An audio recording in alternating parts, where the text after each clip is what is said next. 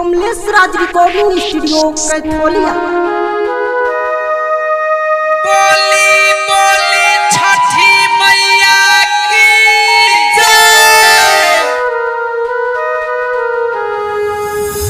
छठी माई हमारा पगली के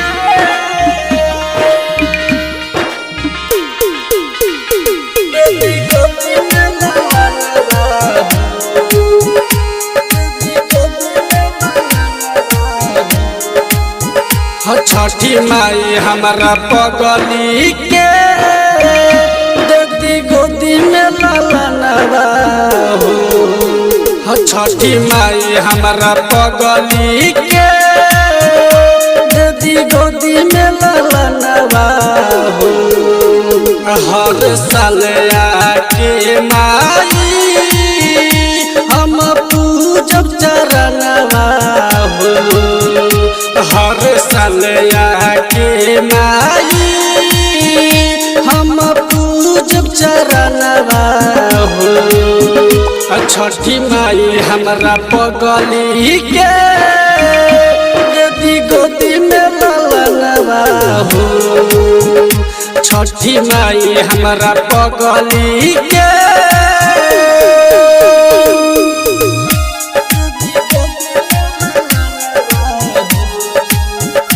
छठी माई हमारा पगली के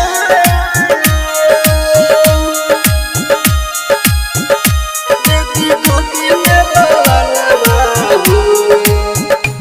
ऐसन आइल बदिन सभे कहे बाजिन नींद अखिया से लोर नहीं जाता।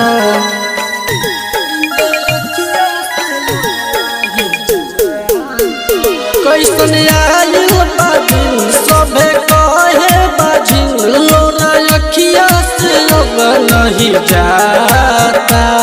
जमाना तना मारेला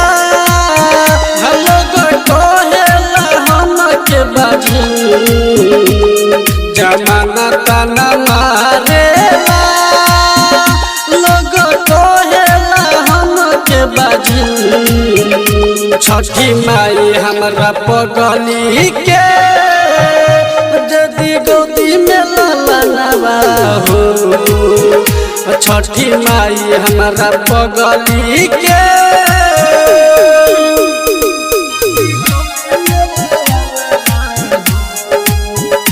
छठी माई हमारा पगली के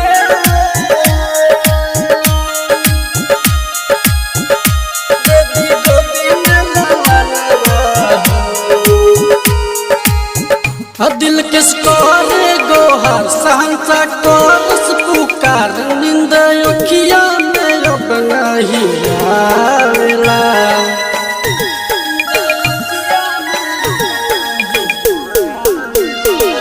किस कहे गोहर सहनसा करे पुकार नींद अखिया में नहीं आवेला।